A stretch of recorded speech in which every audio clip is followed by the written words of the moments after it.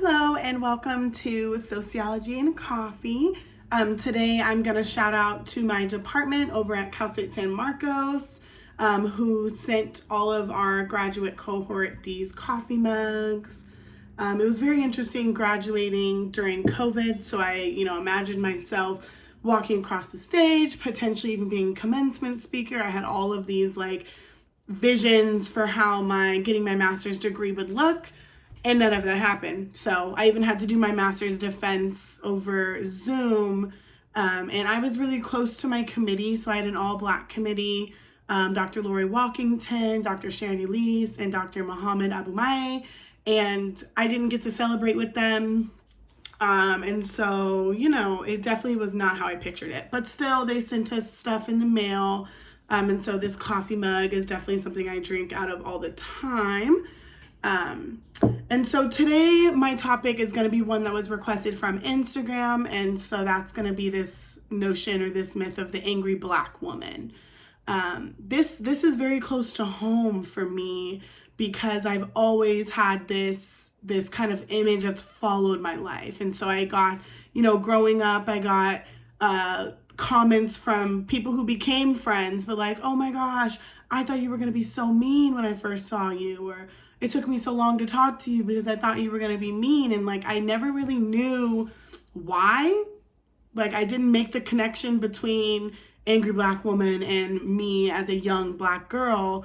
But it definitely controlled a lot of the way my teachers viewed me. I didn't, I played sports for a little bit, but it wasn't something that I was able to pursue for a long period of time because of aggression, I guess. And so, I think probably the moment that it really clicked for me that it's wow, people really this image of Black women as angry and aggressive and dominating is really, finding its way within my life, was in graduate school. So I always, as a sociologist, when I first got introduced to sociology, of course I became aware of the way Black women are portrayed in society. And this is only one image of Black women. And so, Patricia Hill Collins, who is one of my favorite Black feminist scholars, has this term called controlling images. And she talks about there's these very distinct, 4 images of Black women that you'll see everywhere. So it's either super hypersexualized, they're the mammy, they're the caretaker, the happy slave, that's movies like The Help and things like that. Or there's this angry Black woman. And so I was always aware, but it didn't really come crashing into my life until graduate school, where I was the only Black woman. And those of you who know me on a personal basis know that I'm just always someone who's going to speak my mind. I have no issues calling out things right as they happen, especially in a school environment. To me, when I'm learning, I was working on my master's degree, working full time with a toddler at home, wife taking care of the home. And so for me, when I step into a school environment, I'm going to be respected. I'm going to be respected. I'm going to be acknowledged for everything that I bring to the table. And that wasn't necessarily the case. So right from the jump, I had issues with people because I called out their treatment of our Black faculty, our only Black male faculty in the department within week 1. There was just some disrespectful things. It was very overt. So it wasn't outwardly racist or anything like that. But it was just hey, y'all, let's examine what we did to our own Black faculty member in this space. And when I called that out, that was it. People wrote me off. It was we are not gonna, engage with Shantae in the classroom. We are not gonna give her feedback because we're afraid of what's gonna come out of that. And so what I dealt with was a lot of, I had my three close, ladies, my women of color, in my graduate cohort who saw me for who I was, knew that I was strong, assertive, but wasn't threatened by that. They wanted to be a part of that and grow with me in this program. And we did a lot of that. They even at times, spoke out against what was happening in the classroom. but it was very much a space that I knew I wasn't welcomed. But I continued to go and I continued to engage and I continued to make sure that I was speaking solely for myself and not letting anyone take my voice away. And so I did, at one point when we were talking about Black feminism specifically, I decided that I was going to kind of do a silent protest. So I was always somebody who was actively engaged in the material, always bringing a lot to the conversation, challenging others' thinking, which is what you're supposed to do in graduate school, right? And yet it was not received. Like it was probably the first time in my life that in an academic setting, people were not meshing to me. Like in that it's very specific to like in an academic setting. Because usually I'm the one that like people want to learn from, people want to group up with, because it's just the personality I have. I don't know. I'm not like a genius or anything, but I care about what I'm doing and my passion comes through in the classroom. And so this was the first environment that people did not want to be a part of what I was doing. And so it was brutal. It was a brutal 2 years. I went through mediation at one point.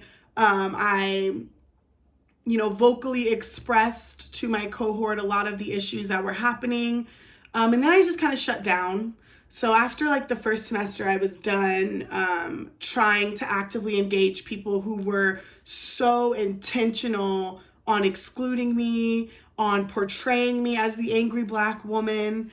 And half the time, I was pretty pissed, right? Like we're talking about Black issues or issues specific to Black women at times, and the whole class is silent. And so me as a Black scholar, as someone who is craving this type of literature, to have a class spend a whole week or whatever reading a book, right, on Black feminism, on women of color feminism, on like the Black community and policing, like these are topics that are very, very specific to my life. And so for me to then go into a cohort type of space where we're supposed to be engaging in conversation, and there was silence like 90% of the time.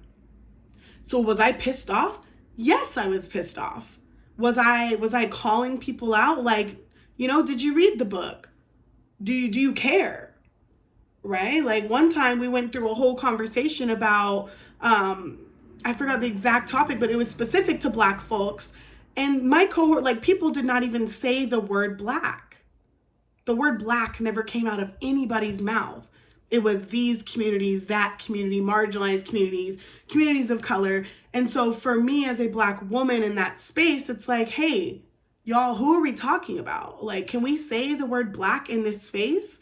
Can we give each other permission to say that this is about Black folks? We are talking about Blackness. And so, look, I'm even getting a little irritated right now. It's like there's nothing wrong with me as a Black woman being frustrated in spaces, being mad in spaces that are intentional on excluding me, intentional on leaving my version, my ancestors' version of history out. And so it took me a while, but I kind of accepted that this may be the view that some people have of me, simply because of my passion, simply because of my look, simply because of my determination, my assertiveness. And so, I guess just kind of, I don't want to say piece of advice, right? Because you'll probably forget. These are so ingrained in us, like these concepts and these stereotypes and these controlling images have become so deeply like embedded in our culture, in pop culture, media, that it's hard to break away from.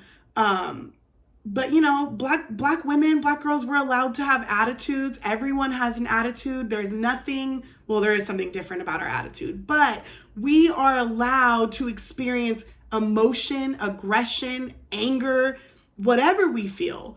Like we as a people, as Black women on this earth, have been treated and still are treated as the most inhumane being that exists. Disrespected, raped, lynched, treated like men. They always talk about like men during the time of slavery, and lynchings, you usually see images of men, and like they did not view Black women at that time as feminine. Although, white slave owners were raping Black women, they were not viewed as feminine. And so when it came to any type of like punishment or whatever, like they didn't take it easy on Black women. We got it just as bad as Black men.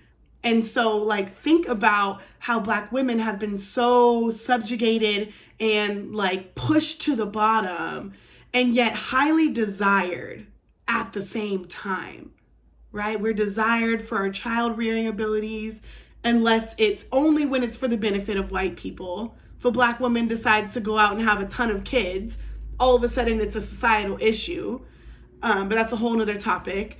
But, we're allowed to be pissed off. Like, I'm allowed to go around and have an attitude without having everyone think that I am some angry Black woman who is just here to knock things over, push everything down in my path. Like, that's a dangerous way to view Black women.